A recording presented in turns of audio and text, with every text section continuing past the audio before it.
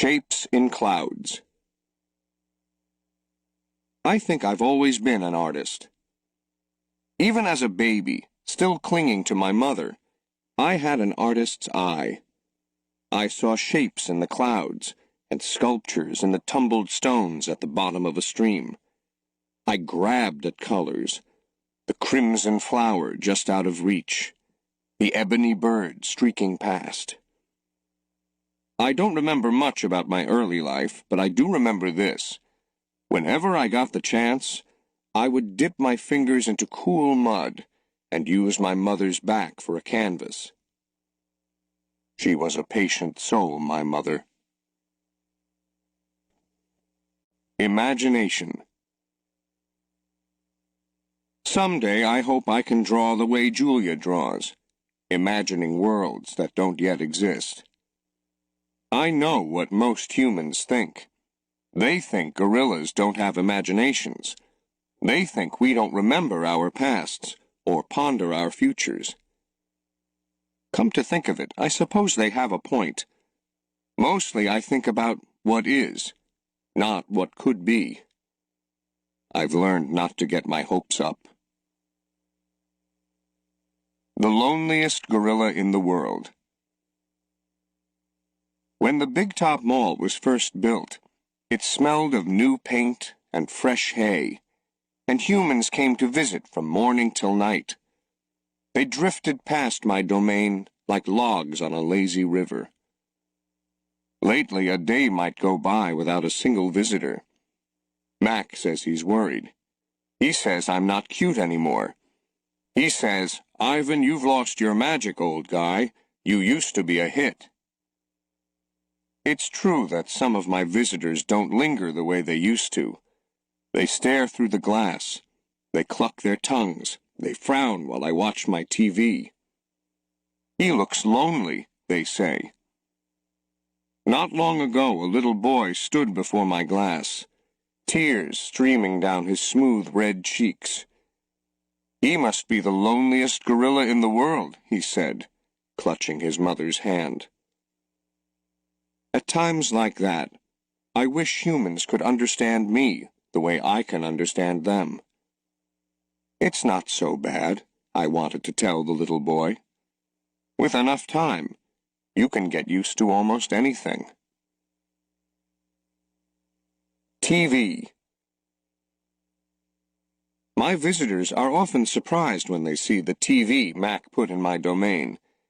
They seem to find it odd, the sight of a gorilla staring at tiny humans in a box. Sometimes I wonder, though, isn't the way they stare at me, sitting in my tiny box, just as strange? My TV is old. It doesn't always work, and sometimes days will go by before anyone remembers to turn it on. I'll watch anything, but I'm particularly fond of cartoons with their bright jungle colors. I especially enjoy it when someone slips on a banana peel. Bob, my dog friend, loves TV almost as much as I do. He prefers to watch professional bowling and cat food commercials. Bob and I have seen many romance movies, too. In a romance, there is much hugging and sometimes face-licking. I have yet to see a single romance starring a gorilla. We also enjoy old Western movies.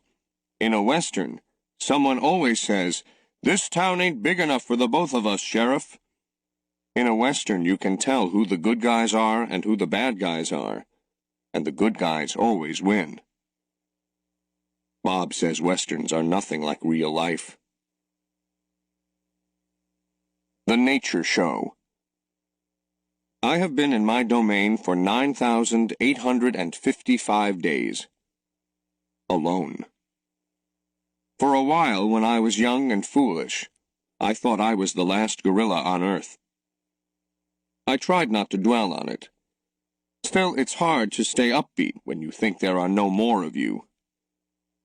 Then one night, after I watched a movie about men in black hats with guns and feeble-minded horses, a different show came on. It was not a cartoon, not a romance, not a Western. I saw a lush forest. I heard birds murmuring. The grass moved. The trees rustled. Then I saw him. He was a bit threadbare and scrawny, and not as good-looking as I am, to be honest. But sure enough, he was a gorilla.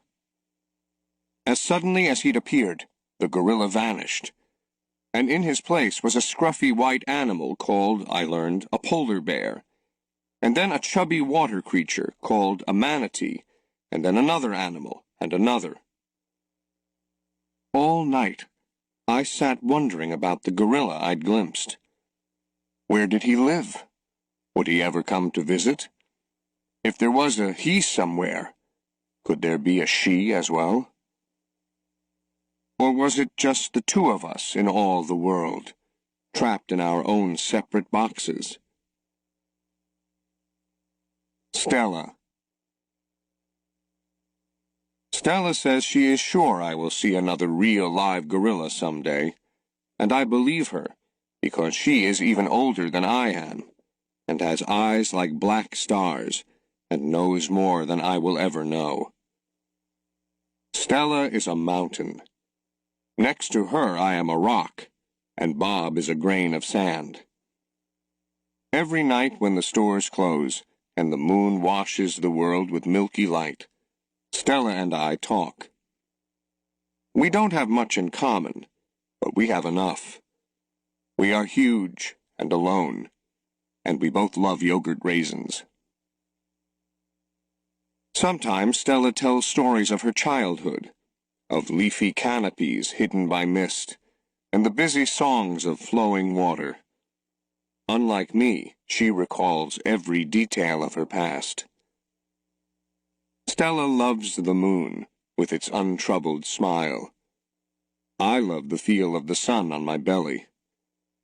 She says, "It is quite a belly, my friend." And I say, "Thank you, and so is yours." We talk, but not too much. Elephants, like gorillas, do not waste words. Stella used to perform in a large and famous circus, and she still does some of those tricks for our show. During one stunt, Stella stands on her hind legs, while Snickers jumps on her head. It's hard to stand on your hind legs when you weigh more than 40 men. If you are a circus elephant, and you stand on your hind legs while a dog jumps on your head, you get a treat. If you do not, the claw stick comes swinging. Elephant hide is thick as bark on an ancient tree, but a claw stick can pierce it like a leaf. Once Stella saw a trainer hit a bull elephant with a claw stick. A bull is like a silverback, noble, contained, calm like a cobra is calm. When the claw stick caught in the bull's flesh, he tossed the trainer into the air with his tusk. The man flew, Stella said, like an ugly bird. She never saw the bull again. Stella's trunk. Stella's trunk is a miracle. She can pick up a single peanut with elegant precision, tickle a passing mouse, tap the shoulder of a dozing keeper. Her trunk is remarkable, but still it can't unlatch the door of her tumble-down domain. Circling Stella's legs are long-ago scars from the chains she wore as a youth, her bracelets, she calls them. When she worked at the famous circus, Stella had to balance on a pedestal for her most difficult trick. One day she fell off and injured her foot. When she went lame and lagged behind the other elephants, the circus sold her to Mac. Stella's foot never healed completely. She limps when she walks, and sometimes her foot gets infected when she stands in one place for too long. Last winter, Stella's foot swelled to twice its normal size. She had a fever, and she lay on the damp, cold floor of her domain for 5 days. They were very long days. Even now, I'm not sure she's completely better. She never complains, though, so it's hard to know. At the Big Top Mall, no one bothers with iron shackles. A bristly rope tied to a bolt in the floor is all that's required. They think I'm too old to cause trouble, Stella says. Old age, she says, is a powerful disguise. A plan. It's been 2 days since anyone's come to visit. Mac is in a bad mood. He says we are losing money hand over fist. He says he is going to sell the whole lot of us. When Thelma, a blue and yellow macaw, demands, "Kiss me, big boy," for the 3rd time in 10 minutes, Mac throws a soda can at her. Thelma's wings are clipped so that she can't fly, but she still can hop. She leaps aside just in the nick of time. "Pucker up," she says with a shrill whistle. Mac stomps to his office and slams the door shut. I wonder if my visitors have grown tired of me. Maybe if I learn a trick or two, it will help. Humans do seem to enjoy watching me eat. Luckily, I am always hungry. I am a gifted eater. A silverback must eat 45 pounds of food a day if he wants to stay a silverback. 45 pounds of fruit and leaves and seeds and stems and bark and vines and rotten wood. Also, I enjoy the occasional insect. I am going to try to eat more. Maybe then we will get more visitors. Tomorrow I will eat 50 pounds of food, maybe even 55. That should make Mac happy. Bob. I explain my plan to Bob. "Ivan," he says, "trust me on this one. The problem is not your appetite." He hops onto my chest and licks my chin, checking for leftovers. Bob is a stray, which means he does not have a permanent address. He is so speedy, so wily, that mall workers long ago gave up trying to catch him. Bob can sneak into cracks and crevices like a tracked rat. He lives well off the ends of hot dogs he pulls from the trash. For dessert, he laps up spilled lemonade and splattered ice cream cones. I've tried to share my food with Bob, but he is a picky eater, and says he prefers to hunt for himself. Bob is tiny, wiry, and fast, like a barking squirrel. He is nut-colored and big-eared. His tail moves like weeds in the wind, spiraling, dancing. Bob's tail makes me dizzy and confused. It has meanings within meanings, like human words. I am sad, it says. I am happy, it says. Beware, I may be tiny, but my teeth are sharp. Gorillas don't have any use for tails. Our feelings are uncomplicated. Our rumps are unadorned. Bob used to have 3 brothers and 2 sisters. Humans tossed them out of a truck onto the freeway when they were a few weeks old. Bob rolled into a ditch. The others did not. His first night on the highway, Bob slept in the icy mud of the ditch. When he woke, he was so cold that his legs would not bend for an hour. The next night, Bob slept under some dirty hay near the Big Top Mall garbage bins. The following night, Bob found the spot in the corner of my domain where the glass is broken.